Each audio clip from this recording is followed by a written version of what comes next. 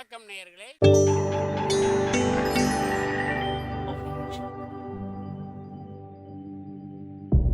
மகிழ்ச்சிக்கோர் தென்கட்சி என்ற அலைவரிசையில்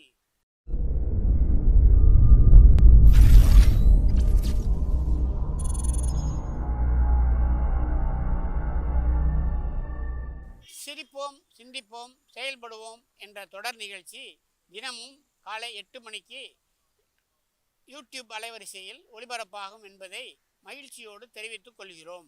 ஒரு ஊரில் ஒரு பெரியவர் இருந்தார். அவர் ஒரு குரு. அவர் தொடர்ந்து தியான கூட்டங்கள் நடத்துவார். அந்த கூட்டத்தில் கலந்துக்கிறதுக்காக பல ஊர்கள்லேருந்து சீடர்கள் நிறைய பேர் வருவாங்க போவாங்க. ஒரு நாள் அங்கே கூட்டம் நடந்துக்கிட்டு இருக்குது. அந்த சமயத்தில் சீடர்களில் ஒருத்தன் என்னத்தையே திருடி விட்டான். மற்ற சீடர்கள் அதை கவனிச்சுட்டாங்க. இவன் ஆப்பிட்டுக்கிட்டான். கூட்டம் முடிஞ்ச பிற்பாடு இவன் திருடின விஷயத்தை அந்த பெரியவர்கிட்ட போய் சொன்னாங்களாம். அவர் கவனத்துக்கு கொண்டுக்கிட்டு போனாங்க. ஆனால் அவர் இதை காதிலே போட்டுக்கல, கண்டுக்கவே இல்லை. போய் சொன்ன சீடர்களுக்கெல்லாம் ஏமாத்தமாக போயிட்டுது. என்ன இது, இவ்வளவு தூரம் நாம் கண்டுபிடிச்சி போய் சொல்கிறோம், அவர் கண்டுக்கவே மாட்டேங்கிறாரே அப்படின்னு ஒரு மாதிரி ஆகிட்டாங்க. இருந்தாலும் அதை பற்றி ஒன்றுமே சொல்லிக்கல, பேசாமல் இருந்துட்டாங்க. கொஞ்ச நாள் ஆச்சு. அதே ஆள் மறுபடியும் ஒரு திருட்டில் மாட்டிக்கிட்டான். சீடர்கள் மறுபடியும் அந்த குருக்கிட்ட விஷயத்தை சொன்னாங்க. அவர் அப்பவும் வழக்கம் போல் சும்மாவே இருந்துட்டார். இவர் இப்படி இருக்கிறத பார்த்ததும் அந்த சீடர்களுக்கு கோபம் வந்துட்டுது. உடனே அந்த சீடர்கள்லாம் ஒன்று கூடி பேசினாங்களாம். எல்லாருமா சேர்ந்து ஒரு விண்ணப்பம் தயார் பண்ணாங்க. அதை குருநாதர்கிட்ட கொண்டுகிட்டு போய் கொடுத்தாங்க. அந்த விண்ணப்பத்தில் இவங்க என்ன எழுதியிருக்கிறாங்க தெரியுமா? குருநாதர் அவர்களே, உடனே திருடனவன் மீது சட்ட நடவடிக்கை எடுக்கணும். நீங்கள் அப்படி அவனை இங்கே சேர்க்கக்கூடாது.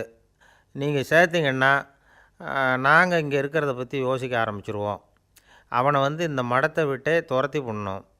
நீங்கள் அவனை வெளியில் அனுப்புங்க, இல்லைன்னா நாங்கள் அத்தனை பேரும் வெளியில் போயிடுறோம். இப்படி தான் அந்த விண்ணப்பத்தில் எழுதியிருக்கிறாங்க. குரு அந்த விண்ணப்பத்தை வாங்கி படித்து பார்த்தார். அதுக்கப்புறம் அதை எழுதின அத்தனை பேரையும் கூப்பிட்டார். எல்லோரும் இப்படி வாங்கன்னார். வந்தாங்க.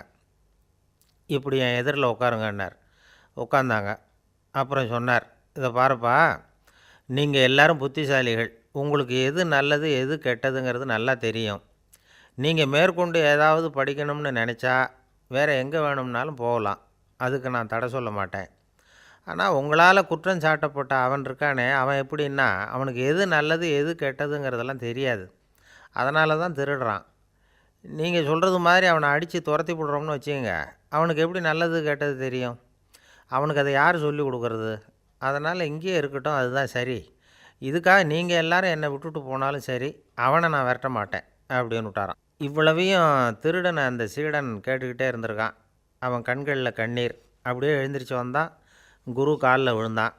அவன் கண்ணீரில் அவனது தீமை கழுவப்பட்டது அப்படிம்பாங்க. அதாவது சீடர்களுக்கு அந்த குருவோட பெருமை அப்போ தான் புரிஞ்சுதான். ஒரு நல்ல ஆசிரியர் இருக்காருன்னு வச்சுங்க, நல்லா படிக்கிற பையனுக்கு தான் பாடம் சொல்லி கொடுப்பேன்னா அது என்ன பெரிய விஷயமா? மோசமாக படிக்கிறவனையும் மாற்றி காட்டுறேங்கிறது தான் பெருமை. இந்த காலத்து குரு ஒருத்தர் ஒரு ஆசிரமம் வச்சு நடத்திட்டு வந்தார். நிறைய பேர் தினம் வருவாங்க போவாங்க. ஒரு நாள் ஒருத்தன் வந்தான். அந்த குரு முன்னாடி போய் நின்னான். ஐயா, என்ன உங்கள் சீடனாக ஏற்றுக்கணும்னா. அந்த குரு நிமிர்ந்து பார்த்தார். உன்னுடைய நோக்கம் என்னன்னு கேட்டார். ஐயா, உங்ககிட்ட கொஞ்ச நாள் இருந்தேன்னா நல்ல பழக்க வழக்கங்களை கற்றுக்கலாம். அதுக்கப்புறம் வெளியில் போய் ஒரு நல்ல தொழில் தொடங்கி வாழ்க்கையில் முன்னுக்கு வரணுங்கிறது தான் என்னோடய நோக்கம் அப்படின்னா. நீ சொல்கிறது சரி, ஆனால் உன்னால் இங்கே நல்ல பழக்க வழக்கங்களை கற்றுக்க முடியலேன்னு வச்சுக்கோ. அப்போ என்ன பண்ணுவேன் அப்படின்னு கேட்டார் அவர். அப்படி ஆச்சுன்னா என்ன, உங்களை மாதிரியே ஒரு ஆசிரமம் ஆரம்பித்து அதுக்கு குருவாக இருந்துட்டு போகிறேன் அப்படின்னு நானும். ஐயா தென்கட்சி கோ சுவாமிநாதன் அவர்களின் மகிழ்ச்சிக்கோர் தென்கட்சி தொடர் நிகழ்ச்சியினை கேட்டு பயன்பெறுங்கள். நிகழ்ச்சியினை பிடித்திருந்தால் உங்களுக்கு கமெண்ட் பாக்ஸில் உங்கள் கமெண்ட்டுகளை பதிவு செய்யுங்கள், ஷேர் செய்யுங்கள், லைக் செய்யுங்கள், கண்டிப்பாக சப்ஸ்கிரைப் செய்யுங்கள். நன்றி, வணக்கம்.